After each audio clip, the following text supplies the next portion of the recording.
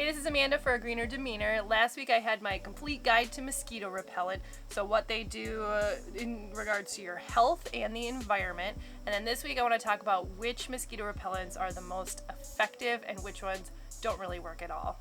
Normally when I'm reviewing a group of products, I can buy like a whole bunch of bar shampoo or hand soap or whatever, but it wasn't really practical to buy a whole bunch of mosquito repellent just because it's not cheap and you don't really need that much, so it would have been a big waste to buy a whole bunch of different kinds of mosquito repellent. So this week we're kind of relying on what my friends and my neighbors have to say on what works for them and what doesn't work for them as far as mosquito repellent goes. So to recap last week's video, I kind of came to the conclusion that I will still be using DEET as a mosquito repellent. It's not going to be my go-to first choice, but if I'm going to be in an area where I do worry about the diseases that mosquitoes are causing, I'm going to go for DEET because it doesn't seem like the health effects that a few people have had in the past outweigh what mosquitoes can give you. So first of all, DEET is the most effective product on the market that's available for personal use at home or ones you can buy online. So yes, this is hands down the most effective thing that you can buy. But let's look at a couple studies and see what they say on the other types of products that are available and how effective they are at warding off mosquitoes. These are studies coming from like labs where people actually put their hand into a container and they're being like closely monitored and seeing how many mosquito bites and how many landings there are versus me just sitting in the grass seeing if the mosquitoes land on me or not. Alright, this study comes from the New England Journal of Medicine where they tested 3 different kinds of DEET products at varying concentrations, an IR3535 product, and DEET infused and citronella infused wristbands. In that study, the 23.8% DEET was effective for 301.5 minutes, the IR3535 for 22.9 minutes, and the wristbands were basically worthless. They also tested plant-based products that were based on ingredients like citronella and peppermint, and all of those lasted less than 20 minutes on average. So if you're only going to be outside for a short amount of time and you know that the mosquitoes are out during that time, some of those plant-based products might be useful if you're going to be out for under 20 minutes. The Journal of Insect Science also had a 2015 study comparing various insect repellents. DEET products are highly effective at keeping the mosquitoes at bay both upon application and 4 hours later. Surprisingly, the 25% versus 7% DEET concentration showed really similar results after 4 hours, but the 25% DEET product did the best overall of all the products upon application. The Cutter Lemon Eucalyptus also showed similar results, hovering between the 98.1% DEET, which is like a crazy concentration of DEET, and the 2 lesser concentrations at 4 hours. The EcoSmart Organic Insect Repellent did well at first, but didn't perform well over time. And the mosquito skin patch actually did worse than no repellent at all. There was an NPR study in 2017 that reported that those little off clip-on Metaflutrine products that kind of like fan the product out, they did really well as DEET for someone that was sitting still in one place. But we also learned in the last video that Metaflutrine can be pretty damaging for aquatic life.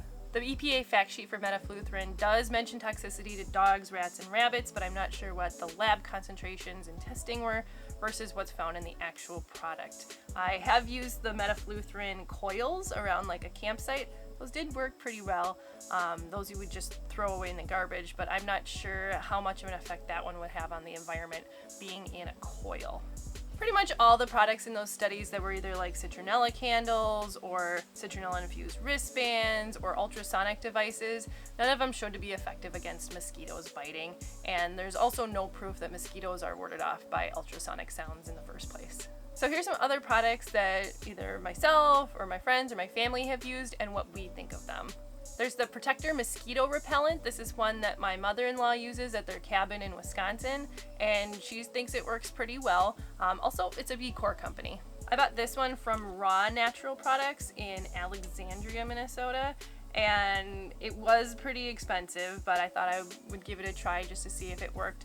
According to all the science, it shouldn't really work that well because it is distilled water, witch hazel, lavender, peppermint, tea tree, lemongrass, and citronella, and it seems to work pretty well. I haven't had it on probably for more than 3 hours at a time, but when I did put it on, I didn't get any mosquito bites.